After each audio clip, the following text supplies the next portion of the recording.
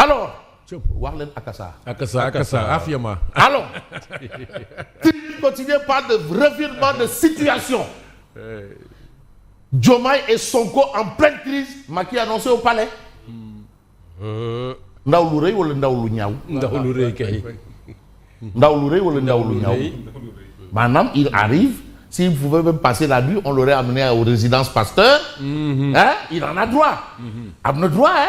Ah, parce qu'il a été président de la République. Mais Fabrice. Oui. Naar bu demee gànnaar. waaw. tukkiwul dafa ñibbi. Ah, qu'est-ce que c'est? Diomaye avait exprimé ses réserves. Diomaye n'a jamais dit non. Il a exprimé des réserves. Parce que quand même, c'est là où j'ai compris que dès que tu es président, il commence à l'être. Parce qu'il a émis des réserves. Parce qu'en diplomatie, on ne dit pas oui, on ne dit pas non, on prend acte ou on dit peut-être. On se réserve. Point. Et il a affiché des réserves jusque-là. Donc la position du Sénégal est suspendue jusque-là aux lèvres du président de la République. Parce que c'est lui le président. C'est lui le président. Même le Conseil constitutionnel, par rapport aux modifications de la Constitution, la réponse là, c'était de dire, mais ça va, c'est toi le président. Il n'y a personne d'autre. Personne d'autre ne peut être président à part toi. C'est ça que le Conseil constitutionnel a répondu. Hein? Voilà, bon. On ne peut pas être calife à la place du... Non, c'est pas possible. Oui, mais le texte a dédé. Parce que c'est toi le président. Donc les nominations par le président de l'Assemblée nationale. Non, il dit dédé. Le Premier ministre. Dédé. Le Conseil constitutionnel a dit, hey, c'est toi le président. C'est personne d'autre. Et personne d'autre. C'est toi le président. Qui nomme aux emplois civils et militaires. C'est toi. Alors, il avait évoqué notamment un manque de concertation et des pressions diplomatiques exercées en amont. Avez-vous droit? Parce que je suis le président en exercice. Il faut quand même mettre les formes quand vous vous adressez à moi. Et là, quand même, je crois que il va falloir quand même mettre des gants de velours et demander au président Ngirial Wahalouaou. Alors, une visite en plein conflit avec Sonko, farouche sous la gouvernance de Macky Sall. Mais vous avez recasé par Sonko à l'Assemblée nationale, Diomaye coupe l'herbe sous le pied des ex-ministres de PASTEF. Pas droit à 6 mois de salaire après leur limogeage. Ça, c'est ce qu'on appelle en français enlever du pain de la bouche. Mais comment il s'y prend? C'est un décret ou quoi? Je ne sais pas, bon. Est-ce que ça ne revient pas de droit quand même? Ah, en tout cas... Les avantages 6 mois après l'exercice. D'accord, moi je pars d'un principe. Non, moi je pars d'un principe, normalement. Non, 6 mois, jusqu'à 6 mois après la cessation des activités ministérielles, je crois qu'il doit bénéficier de ça. Il doit bénéficier. Mais c'est lui le président. C'est lui le président. C'est lui. Signature c'est lui qui signe. Voilà, si on doit octroyer à Tcheloumak un salaire, il signe, on donne. Et Fabrice, pour poser l'investigation, il faudra vérifier si, conformément à un accord entre Macky Sall et Diomaye Faye, tous les anciens ministres ne jouissent pas de privilèges. Bon. Même les ministres de Macky Sall jusqu'à présent. Ismaël Madior Fall l'avait évoqué un peu lors d'un entretien avec Maimouna Ndour Faye. En tout cas, jusque là où nous sommes, nous, on sait que Diomaye a coupé l'herbe sous le pied des ex-ministres de PASTEF. Pas droit à 6 mois de salaire après le limogeage. Les ex-ministres de PASTEF n'ont pas ce droit. Et c'est Tribune qui nous donne l'information. Information pour information, le fatwa de Seyd Mountakha Mbacké Bassir contre les dérives des réseaux sociaux et les comportements non conformes à la sacralité des lieux de culte. Ndigal, je fais. Il n'y a pas de débat là-bas. C'est pas voilà. Mais vous avez aussi une autre actualité. Ah non, ça c'est chez Simon. Élection locale à Thiès Nord. Coucou, revoilà Abidjan. Mais il ne faut pas ajouter comme par enchantement. Sinon là, vous n'avez pas de Diabour. Abidjan à l'assaut de PASTEF pour la mairie. Ça, c'est ce qu'on a dans la Tribune ce matin. Mais on va s'intéresser à un autre journal. Mais je veux prendre Walf Quotidien. Recrutement des maires de Mbour, Mbacké et Linguère, lancement de son parti politique, Diomaye à 100 à l'heure. Amna-tu droit? Finalement, le président de la République, chef de parti, c'est compatible. Parce que finalement, il faut qu'on prenne ce débat-là, qu'on le laisse là-bas. Le président doit être chef de parti. C'est-à-dire quand... Non,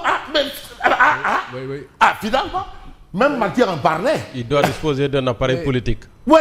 Après l'exercice du pouvoir, Senghor voulait continuer à diriger le PS. Mais voilà. Et Abdou Diouf refusa, selon ce qui nous est revenu. Demandez, le président est chef de parti. Oui.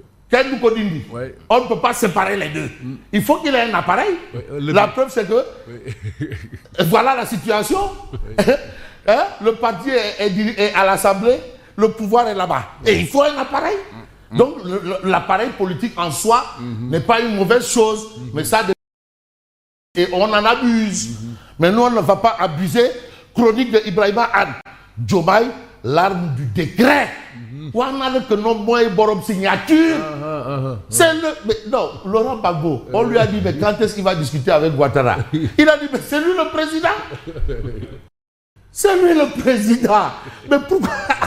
Mais c'est Diomaye le président. Même si les gens ne veulent pas la date. Mais c'est ça. C'est lui qui a dit, je le jure. Celui qui est au palais, c'est lui qui a pimpon. C'est lui qui a l'avion présidentiel. Parce que c'est lui le président. Gendarme. Et tout le monde se met à l'heure de son Oui. Mais la dernière fois, le gendarme, juste au pont qui parle de Grand Yoff ou Padoua, l'autopont, la passerelle. Le gendarme a bloqué tout le monde là-bas.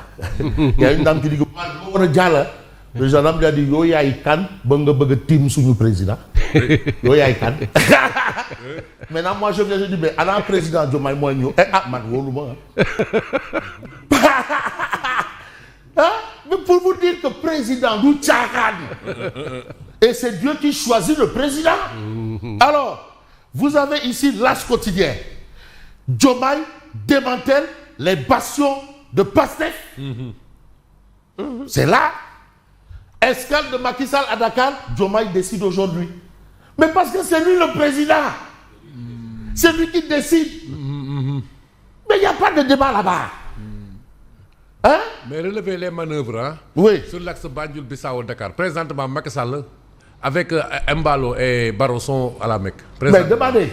Actuellement. Aglo menti wax. Aglo menti donne. La diplomatie là. Oui. C'est pas sur la place publique. Que cela se fait. Mais le vrai problème, c'est quoi? Il y a la seule constante, sans variable, c'est que c'est Diomaye le président. Mais est-ce qu'on... C'est lui le président. Jusqu'à preuve du contraire. Non, mais jusqu'à 2029. Là, jusqu'à là. GMIO, gendarmerie, armée, tout ce que tu as, c'est lui le président. Wow. Bon, Kébémer, en meeting, Ousmane Thiam annonce officiellement, c'est un ancien député, sa candidature à la mairie. Donc, notre tonton Thiam là, il faut qu'il fasse attention. Parce que Ousmane Thiam nyone tegende. Alors, Kébémer, en meeting, Ousmane Thiam annonce officiellement sa candidature à la mairie. En meeting hier à Kébémer, l'ancien député Ousmane Thiam a officiellement annoncé sa candidature à la mairie, revendiquant 2 ans de défense des intérêts de la ville au Parlement. Il estime que Kébémer a tous les atouts pour émerger grâce à sa position géographique et son histoire. Il lance un appel à l'unité et à la collaboration sous le slogan « Kébémer mérite plus, Kébémer mérite mieux ». Ça, c'est son slogan. C'est pour vous dire que les choses ont démarré. Mais ici, on a un problème. Où en est le gouvernement des préparatifs de l'hivernage? Il faut qu'on en parle. Ah oui. Borom Dundu, Domou Thiès. Comment il s'appelle encore? Cannes, Poussante Cannes. Hein? Borom le plateforme Dundu, le banquier là. Madana Kane. Mais lui il dit mais attends, mais bientôt l'hivernage. Je l'ai vu en disant mais on n'en parle pas. Madana Kane, Domou Thiès le mais même Cheikh et le Magal de Touba arrive. Même Cheikh Omar Anmi, Domou Thiès là. Domou Thiès. Domou Thiès. Il est Domou Thiès là. Alors, où en est le gouvernement des préparatifs? En tout cas, ça va. Il faut noter que Tchafangi Khamde. Perturbation du système de santé les 23 et 24 juin 2026. Maintenant, c'est André Guessem qui a mis le Tchaya et le Faroumbam pour du Tor Songu, Amoul Gestou. Une grève sans prise en charge des urgences ni service minimum. Lolo, moi, c'est l'extrême. Et venant de André Guessem, Amoul, non, parce que tu sais, les mbalos là, Amoul Tchahan, Amoul Tapale, Amoul Goloboui Tchepi, ou le Goloboui Nao. Demba Dier, ne savent, ne rire. Ça, c'est du vrai, ne rire. Alors, guerre ouverte entre l'exécutif et le législatif, vote d'une loi toutes les semaines, mais Sonko décide de jouer avec les nerfs du président Diomaye. Ça, c'est ce que nous livre critique, la critique étant aisée. L'art difficile, certes, on va prendre l'informateur, 12e plan d'action de la ZAS. André Guessem se radicalise vers des grèves totales, sans urgence ni minimum. Ah, donc, monsieur le président, c'est vous le président, hein? Et on va peut-être terminer avec cette information. Et la dépêche nous dit, Macky Sall attendu à Dakar le 17 juillet. Quand sera-t-il? En tout cas, le Dakarois Sport. Sam nous dit que finalement, la fée des foot là ressemble de plus en plus à une fée des foutus. Quand ça va pourrir, ça va sortir. Et voilà, crise à la FSF, Fédération fait des foutus. Fait des foutus, fait des foutus. En tout cas, c'est de plus en plus une fait des foutus. Bakary Cissé demande la tête d'Abdoulaye Sow. Ça, c'est ce que nous livre le Dakarois Sport. Et là, c'est sûr que c'est Augustin qui fait ça. Augustin. Coalition Avec un sortu gourou.